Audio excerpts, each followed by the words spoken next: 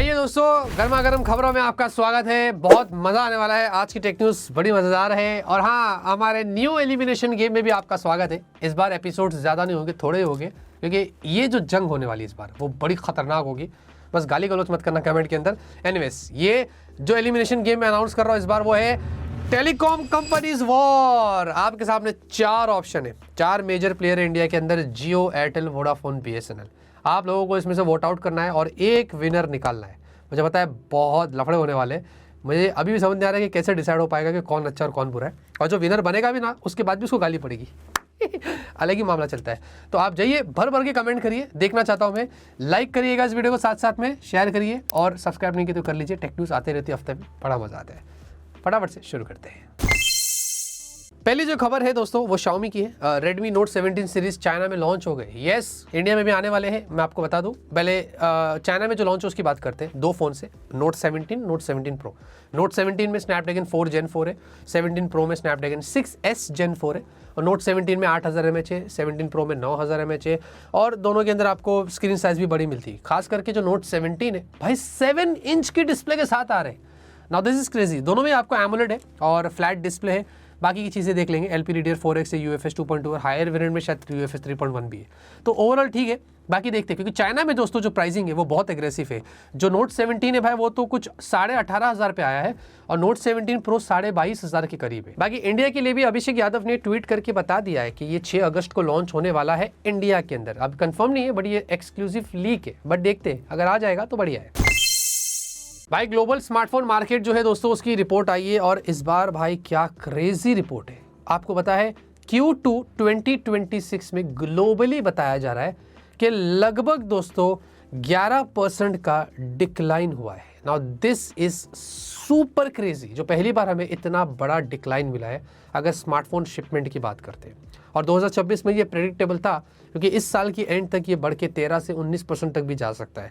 और Q2 में ही दोस्तों अगर आप ये रिपोर्ट देखते हैं तो इसमें साफ दिख रहा है कि एप्पल और सैमसंग ही एक ऐसी कंपनी है जिनको ग्रोथ मिली है। सोचो, ये कंपनीज अपने प्रीमियम फोन सेल करती है, और लोग अब जब ज़्यादा स्पेंड करना हो रहा है तो यही ब्रांड्स के ऊपर स्पेंड कर रही है, क्योंकि एक ट्रस्ट, आफ्टर सेल सर्विस और रीसेल वैल्यू बिल्ड हो रहा है, और वो ये दोनों ब्रांड्स प्रोवाइड करती है। ये बात मुझे आप कमेंट में बताना कि आपको इसके बारे में क्या लगता है।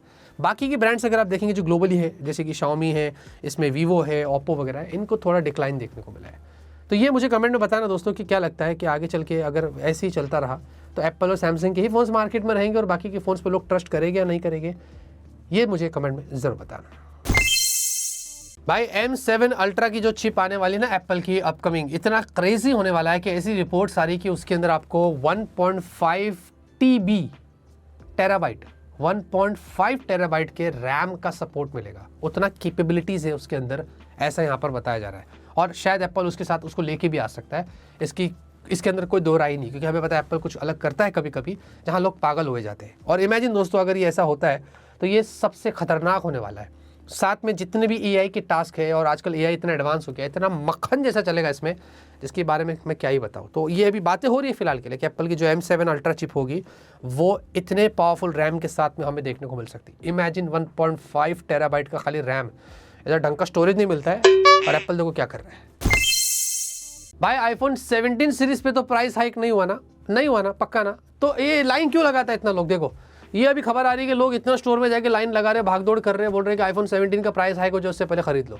भाई iPhone 17 आउट ऑफ स्टॉक हो जा रहा है, ना ऑनलाइन में ढंग से मिल रहा है, ना ऑफलाइन में मिल रहा है। ऑफलाइन में भी लोग ऐसे लड़ाई कर रहे हैं, मतलब क्या बोलो, इतना क्रेज है एप्पल का इंडिया के अंदर। आप देख सकते हैं ज़्यादातर हमें पता है इसमें EMI वाले बहुत रहते हैं, और EMI पे निकाल लेते हैं माल, और रीसेलर भी बहुत रहते हैं, क्यों पता है प्राइस हाइक होगा तो आगे उनको डबल में बेचने को काम आएगा ना। पूरा हेरा फेरी का मामला है ये। तो ये ऐसा चल रहा है, डरने की ज़रूरत नहीं है, कुछ ऐसा होगा नहीं। और अगर होगा भी ना तो मैं क्या करेगा, इसमें कुछ नहीं कर सकता। भाई रैम और स्टोरेज का असर जो है ना, वो खाली स्मार्टफोन्स, PCs, लैपटॉप्स, टीवीज इनमें नहीं हो रहा है। ये पता है क्या हो रहा है, कार्स में भी देखने को मिल रहा है। ये महिंद्रा वालों ने 2.7% प्राइस हाइक कर दिया इनके कुछ मॉडल्स के ऊपर। सोचो कार, अब आप सोचो यार क्या क्यों हो रहा है। तो भाई देखिए, कार्स में भी ऑब्वियसली अभी टेक्नोलॉजी एडवांस हो गई है, और जो चीज़ें लगती है उसमें भी तो रैम चल रहा है। अगर आप टेक वाली कोई चीज़ यूज़ करेंगे तो ऑब्वियसली रैम तो यूज़ होगा ना, तो उनको भी भारी पड़ रहा है। ये साला AI किधर किधर घुस चुका है, हमारे खून में भी घुस जाएगा लास्ट में, हर जगह पे। मेरे को ऐसा लग रहा है ये बहुत सैड न्यूज़ है और इतना मजाक की बात नहीं है, मतलब सीरियस बात है कि कितना खतरनाक सिचुएशन हो रहा है। कार्स भी महंगी हो रही है साला, वो देखो भाई। इंडिया के अंदर रिफर्बिश मार्केट में जो है वो काफ़ी ग्रोथ हो रही है। आपको बताया रिसेंटली यहाँ पर बताया जा रहा है कि 2026 की एंड तक जो रिफर्बिश मार्केट है इंडिया के अंदर 12% की ग्रोथ होगी। कितना? 12% की, जो जनरली अभी तक इतना नहीं होता था, लेकिन ये प्राइस हाइक के चक्कर में हो रहा है। लेकिन सैडली लोगों को ये नहीं बताया कि रिफर्बिश मार्केट में भी जोल हो रहे हैं और इनके अंदर भी जो फ़ोन्स आपको पहले मिला करते थे जिस प्राइस पर, अब वो उस प्राइस पर नहीं मिल रहे, प्राइस उनकी भी ज़्यादा हो गई है। और खासकर जितने आप नए फ़ोन्स या थोड़े से पुराने फ़ोन्स भी ढूंढने जाएंगे रिफर्बिश मार्केट में, वो भी अवेलेबल नहीं हो रहे हैं। बल्कि हमने जब चेक किया तो पता चला कि भाई 3-3, 4-4 साल पुराने फ़ोन्स मिल रहे हैं और वो भी ज़्यादा प्राइस पर। तो ये पता नहीं कहाँ से ग्रो हो रहा है, मेरे को समझ नहीं आ रहा है। इस पर हम एक बहुत अच्छा रिसर्च कर रहे हैं, काम कर रहे हैं। आपको बताएंगे रिफर्बिश मार्केट का मामला इंडिया में क्या चल रहा है, लेना चाहिए नहीं लेना चाहिए, क्या करना चाहिए। बने रहेगा, ताज़ा खबरें, ताज़ा वीडियो इधर ही मिलेगा आपको। भाई 2027 का जो साल होगा ये इतना बुरा होने वाला है, ऐसा मैं नहीं कह रहा है। मतलब अगर टेक की बात करें या स्मार्टफोन्स की या दूसरे प्रोडक्ट्स की बात करें जिनमें रैम और स्टोरेज लगता है, SK हाइनिक्स जो है इन्होंने यहाँ पर बताया, ये वही है जो सैमसंग और माइक्रोन के साथ मिलकर जो रैम वगैरह बनाती है। 2027 में इन्होंने बोला है कि सबसे बुरा साल होने वाला है अगर रैम और स्टोरेज की शॉर्टेज की बात करें और प्राइस हाइक की बात करें।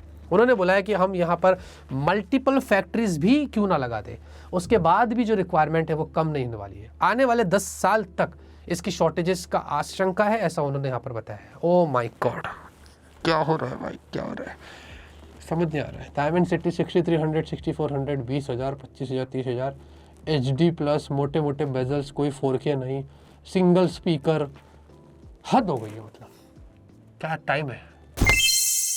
Xiaomi 18 अल्ट्रा, ऐसी खबरें आ रही है और योगेश बार बता रहे हैं कि भाई जैसे कि iQOO का 16 मोस्ट प्रॉब्ली इस साल हमें देखने को नहीं मिलेगा, वैसे ही Xiaomi का 18 अल्ट्रा कैंसल्ड हो सकता है।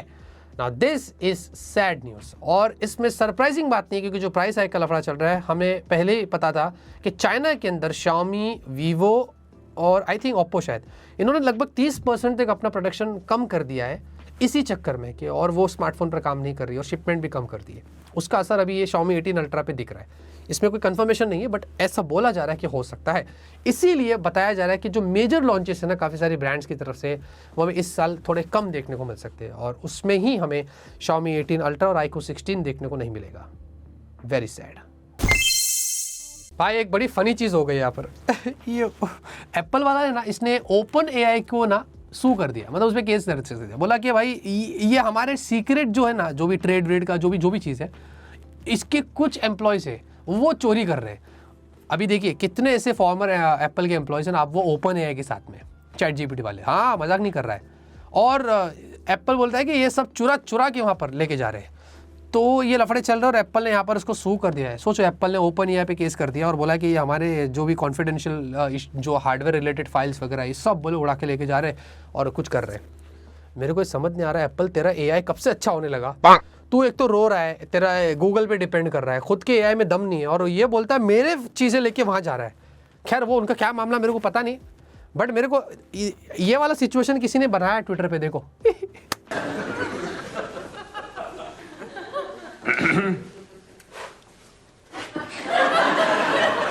एक तरफ टिम कुक को बिठाया, एक तरफ सैम ऑल्टमैन है और देखो लोग क्या कर रहे हैं। आई लव इंटरनेट भाई। इंडियन स्मार्टफोन शिपमेंट की अगर बात करें, ये प्राइस हाइक की वजह से इतनी सैड न्यूज़ है कि मैं आपसे क्या बताऊं। पहली चीज़ तो ये है कि ये सिचुएशन देखकर ऐसा पता चल रहा है कि 10 से 20 हज़ार का सेगमेंट कंप्लीटली डेड हो चुका है। ठीक है, इसका एग्जांपल ये भी है कि जब मुझे किसी ने ट्विटर पे टैग करके बोला था कि भाई मुझे 20,000 के नीचे एक फ़ोन चाहिए, एमोलेड डिस्प्ले होना चाहिए और उसमें अच्छे अपडेट्स चाहिए, अच्छा कैमरा चाहिए, मैंने बोला सॉरी भाई नॉट पॉसिबल, अब तो पॉसिबल ही नहीं। इमेजिन दोस्तों ऐसा टाइम आ गया कि हमें अभी रिकमेंड करने में भी प्रॉब्लम हो रही है। बट ये अगर आप देखोगे प्राइस हाइक का सिचुएशन इतना बुरा हो गया है कि यहाँ पर Q2 की रिपोर्ट आ गई है, इंडिया में 10% का डिक्लाइन हुआ है 2025 से, अगर सेम ईयर में Q2 से कंपेयर करते हैं। कितना? 10%। फर्स्ट टाइम एवर इसके अंदर अगर आप देखोगे वीवो को डिक्लाइन मिला है इस क्वार्टर में, 2% के करीब है। आप देख लो, सैमसंग को ग्रोथ मिली है। इससे ये पता चलता है कि लोग प्रीमियम फोन्स अगर परचेज कर रहे हैं तो सैमसंग के फोन्स पे ज़्यादा ट्रस्ट कर रहे हैं और एप्पल को भी, यहाँ तक कि नथिंग को भी सबसे ज़्यादा ग्रोथ मिली है, लगभग 100% के करीब ज़्यादा मिली है। इसमें आप देखेंगे ओप्पो है, Xiaomi है, रियलमी, इनको भी थोड़ी बहुत ग्रोथ मिली है जो यहाँ पर आपको दिखाई दे रहा है। तो ये कंडीशन है दोस्तों मार्केट के अंदर। और इस वजह से लोग जो है अभी सेकंड हैंड और रिफर्बिश्ड ऐसे फ़ोन्स ढूंढ रहे हैं, जबकि वो मार्केट भी मैं आपको बताऊंगा उसमें भी डिबंक करेंगे कि कुछ भी भरोसा करने लायक उसमें भी नहीं है। इमेजिन दोस्तों, प्राइस हाई कितना बुरा हो गया है, तो 2027 में बोल रहे कि इससे भी बुरा होने वाला है। ओह माय गॉड भाई, सैमसंग के गैलेक्सी Z Fold 8 सीरीज़ जो है वो ऑब्वियसली हमें इस मंथ देखने को मिलेगी, जिसमें फर्स्ट टाइम हमें वाइड वाला भी फ़ोन सैमसंग की तरफ से मिलेगा। और स्पेसिफिकली सैमसंग ने फर्स्ट टाइम स्पाइडरमैन के साथ पार्टनरशिप किया है। ये कमर्शियल उन्होंने रिलीज़ किया है स्पाइडरमैन की जो ब्रांड न्यू डे आ रही ना, है ना, तो इन्होंने बोला है ब्रांड न्यू तरीके से आप अपने फ़ोन को फोल्ड अनफोल्ड कर सकते हैं, तो वो ऐसे उन्होंने कंपेयर किया है। और आपको पता है अब तक स्पाइडरमैन की मूवीज़ में ज़्यादातर सोनी के फ़ोन्स यूज़ हुआ करते थे। इस बार शायद आपको ऐसा दिखने को मिलेगा कि भाई जो अपना स्पाइडरमैन है ना, पीटर और उसके साथ वाला, ये शायद ये लोग सैमसंग के फ़ोन्स यूज़ करें, जो भी वो टेक वाले काम करते हैं, तो ऐसा लग रहा है। This is interesting. तो देखते हैं दोस्तों, आएगी हमारे पास फोल्ड वगैरह, आपको बताएगी। भाई गूगल की तरफ से इतनी बड़ी खबर आ रही है, आपको पता है यूएस के अंदर जो उनका एंटी ट्रस्ट वगैरह जो लफड़ा चल रहा था, उसके बीच में अब यूएस में स्पेसिफिकली गूगल को थर्ड पार्टी ऐप्स अलाउ करना पड़ेगा। जो ऐप स्टोर सपोर्ट होता है थर्ड पार्टी, उसमें जो पर्टिकुलर ऐप्स होते हैं जो गूगल के प्ले स्टोर में नहीं होते, अब गूगल को वो अलाउ करना पड़ेगा। और ये 22 जुलाई से उनको करना पड़ेगा, ये कंफर्मेशन आ गया है। और गूगल ने बोला है कि ये कैसे होगा, उनके जो कैटलॉग प्रोग्राम है उसके थ्रू होने वाला है। जो भी डेवलपर्स होंगे उनको पहले इसके लिए एनरोल करना पड़ेगा, वो ऐप्स को गूगल वेरीफाई करेगा, फिर वो उनको सर्टन अपने ऐप स्टोर के थ्रू रिडायरेक्ट करेगा। तो मतलब एक बात ये हो गई कि जो प्ले स्टोर में आपको गूगल के ऐप्स नहीं मिल रहे, अब वो मिलना शुरू हो जाएगी, जो आपको थर्ड पार्टी हम बोलते हैं जिसको। तो ये एक बहुत बड़ी चीज़ है जो यहाँ पर हमें देखने को मिल रही है। ये यूएस में हुआ है, धीरे धीरे क्या पता ग्लोबली और इंडिया में भी इसका असर देखने को मिल जाए। भाई इंडिया के अंदर मैन्युफैक्चरिंग को लेकर एक बड़ा बूस्ट होने वाला है। रिसेंटली यहाँ पर बताया जा रहा है कि इंडिया ने 62,500 करोड़ का जो फ़ोन मैन्युफैक्चरिंग स्कीम होता है इसको अप्रूव किया है, which is a huge amount, और ये बहुत बड़ी चीज़ है। अब इसमें क्या है ना, बेसिकली इंडिया के अंदर स्मार्टफोन कंपोनेंट्स ज़्यादा जो है वो मैन्युफैक्चर हो गए, इंपोर्ट पे रिलाई थोड़ा कम हो जाएगा। तो आई थिंक ये सारी चीज़ें करने के लिए ये किया गया। अब कौन कौन पार्टिसिपेट करता है और इससे हमें कितना बूस्ट मिलता है, कितने जॉब्स क्रिएट होते हैं, अभी फिलहाल इसके बारे में कुछ नहीं पता है। भाई ओप्पो का K15 इसकी भी लॉन्च डेट आ गई है। चाइना के अंदर 24 जुलाई को लॉन्च हो रहा है फाइनली। K13 तो अच्छा था, K14 तो हमें पता है क्या था। अब K15 थोड़ा बेटर हो सकता है। इसमें बोल रहे कि Dimensity 7360 होगा, एमोलेड डिस्प्ले होगी, 8000 mAh की बैटरी होगी। सब कुछ डिपेंड करता है प्राइस पे। पहले चाइना में जाएगा 24 जुलाई को, फिर देखते हैं कि इंडिया में कितना जल्दी आता है। इमेजिन दोस्तों, एक ऐसी भी चीज़ अगर आपको फ्यूचर में करने को मिले जहाँ पर आप अपने ब्रेन से रोबोट्स को कंट्रोल कर सके। मैं मजाक नहीं कर रहा हूँ, आपने सिर्फ बैठ के सोचा कि वो रोबोट चले और कुछ काम करे, और वो कर रहा है। ब्रेन को एक ऐसी कंपनी जिन्होंने ये पॉसिबल किया है, now this is super crazy, जहाँ पर ये आपके माइंड में ऐसी कुछ चीज़ें करते हैं, डिवाइस लगाते हैं, और इसके थ्रू आप रोबोट्स को कंट्रोल कर सकते हैं। ये तो सिर्फ अभी शुरुआत है, इस पर बहुत काम होगा, और आने वाले पता नहीं 10-15 साल बाद हम अपने बैठे बैठे घर में ब्रेन से रोबोट्स को कंट्रोल कर रहे हैं ना। This is extremely crazy. पता नहीं इसका इम्पैक्ट कितना बुरा होगा हमारे पर, ये तो नहीं पता, क्योंकि टेक आती है, टेक्नोलॉजी एडवांस होती है तो अच्छी चीज़ें भी होती है, लेकिन साथ में बुरी चीज़ें भी होती है। उसका एक सबसे बड़ा एग्जाम्पल है AI। सही बोला ना? तो भाई एयरटेल फिर से चर्चों में आ गया है। क्यों आया बताए? अभी रिसेंटली यहाँ पर एयरटेल ने ऑफिशियली कर दिया है, उनके टर्म्स एंड कंडीशन में भी ऐड कर दिया है। हॉटस्पॉट पे अगर आप एयरटेल के 5G को यूज़ करने जाएंगे तो वो 5G अनलिमिटेड नहीं देने वाला है। सिंपल एयरटेल ने बोल दिया। वो बोल रहा है कि भाई कमर्शियली यूज़ करने के लिए अलाउड नहीं है, पर्सनली ये वो। तो भाई एयरटेल भैया, हम जब अगर हमारे पास भी जब हम 5G यूज़ कर रहे हैं और हॉटस्पॉट लगा रहे हैं, तो हमारे टैबलेट में यूज़ करना हो, हम वर्क फ्रॉम होम कर रहे हैं, दूसरे कामों में, हम थोड़ी रास्ते में जाके हॉटस्पॉट खड़े रह के सबसे पैसा ले रहे हैं, तू यूज़ कर ले, 10 रुपया 20 रुपया 1 घंटे का, 2 रुपये। ये क्यों कर रहे हैं? हम थोड़ी ऐसे चंदे वाले काम करेंगे। गलत कर रहा है ना भाई, ये सब कैप वैप का लफड़े मत करो यार। और हॉटस्पॉट यूज़ करने में आप 5G को अनलिमिटेड नहीं, वैसे भी 300 GB का कैप महीने का अलग से रहता है। अब इस मामले में फिलहाल जियो तो कुछ नहीं कर रहा है, सुनने में आया कि जियो में ऐसा कुछ नहीं हो रहा है। आप एयरटेल के सिम कार्ड यूज़ करते हैं, आप ये करो और मुझे बताओ क्या ऐसा कुछ सीन हो रहा है, कुछ स्पीड कम हो रही है, कुछ 4G 5G से 4G पे जा रहा है हॉटस्पॉट पे, तो ज़रूर बताना।